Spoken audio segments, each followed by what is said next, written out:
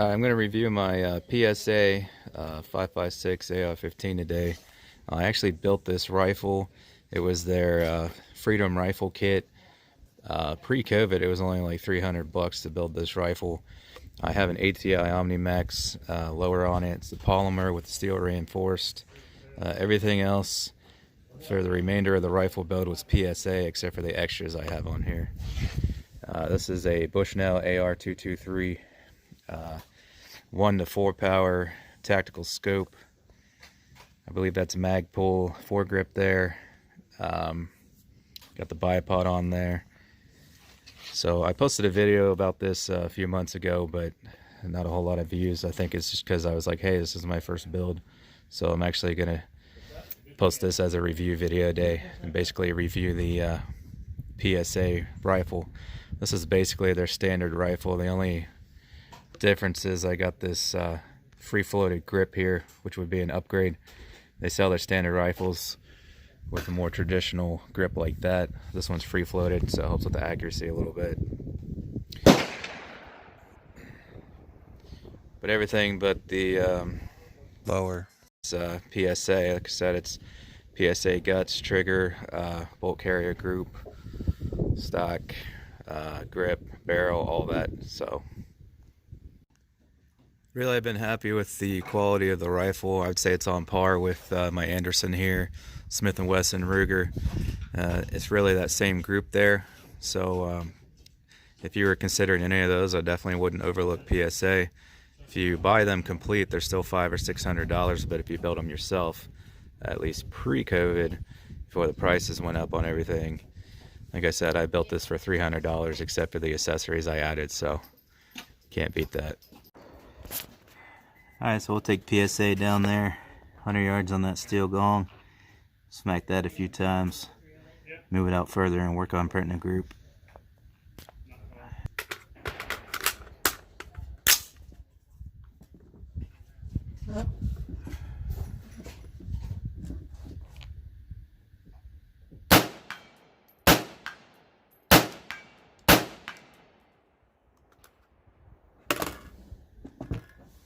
Not a problem at all. Alright, so I got my target down there next to the gong, a little 10-inch shoot and see, 100 yards. Just going to shoot Tula 55 grain, obviously with some better higher end brass cases. It's going to grip even tighter, but we'll see what we can do with these.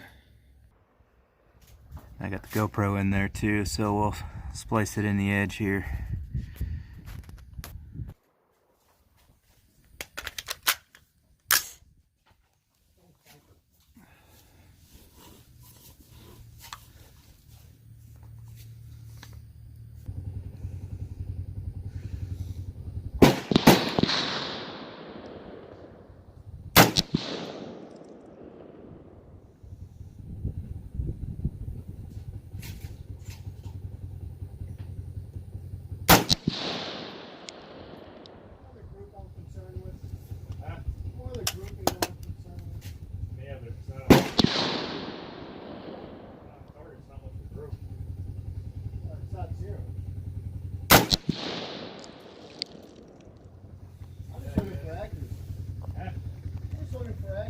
Alright, well, I don't know how well I did. You guys will see.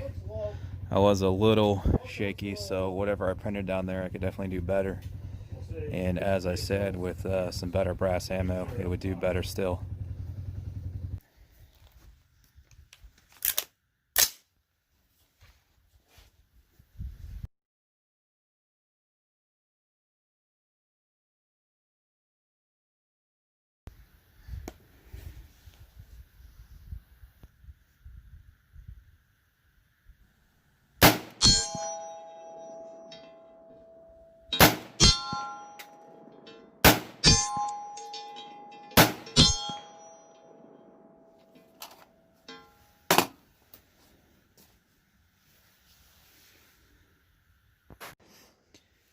Alright, taking her out to 300 yards now. I got my 16-inch steel gong up. Center of the screen right there. Got my GoPro down there so we can see the shots hit. It's already got a few shots from the pistol. check out my long-range pistol video.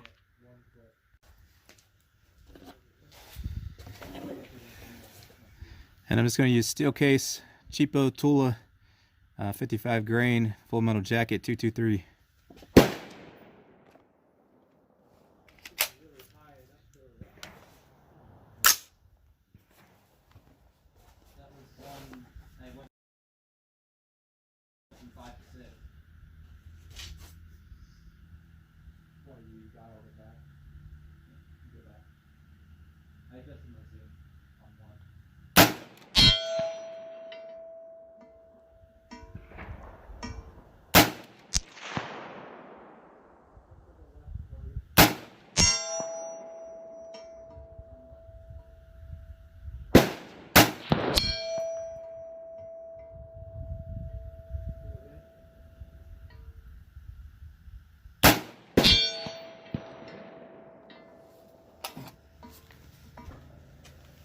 Oh, I don't know how many that was, 4 or 5 in a row, no problem.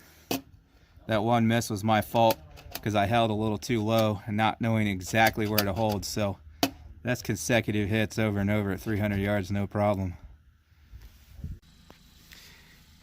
All right, there's the shots that I took earlier from the pistol and then also the PSA. So it looks like we're a little bit left on both. So I'll keep that in mind now that I'm taking it out here to 400.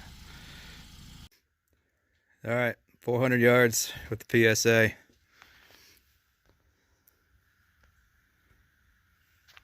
Gong's on the left hand side of that mound there in the center of your screen across the valley. It's that little black dot that's actually orange.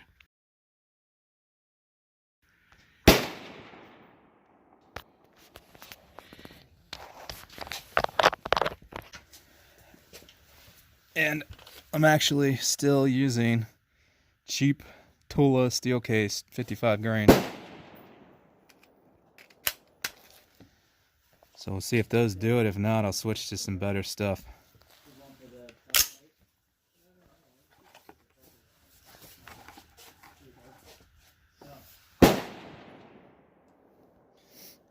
And I'm guessing a little right now. I'm not quite sure exactly where to hold, but I got a good idea.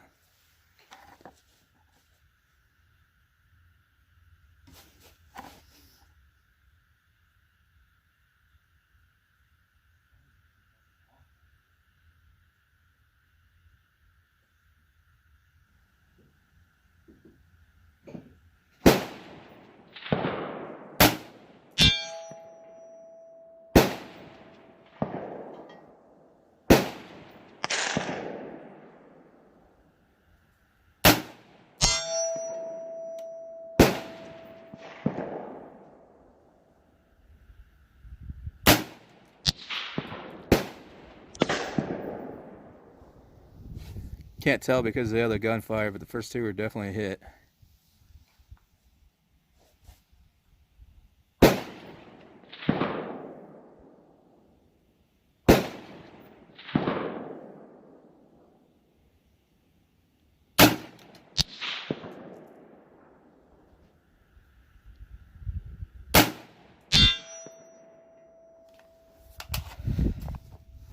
The last one was definitely a hit as well. Of course, you guys will see that in the footage. Try 3 more.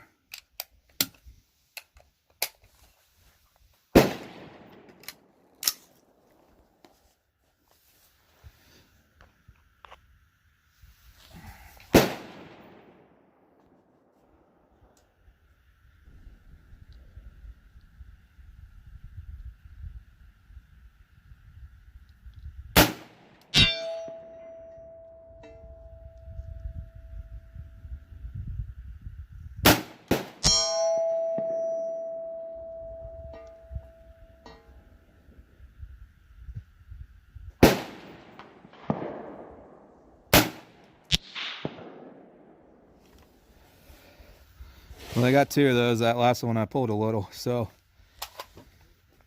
that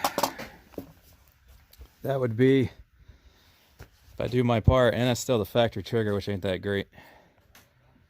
That'd be consistent hits every single time, 400 yards with cheap ass ammo, and I guarantee you this stuff's more accurate.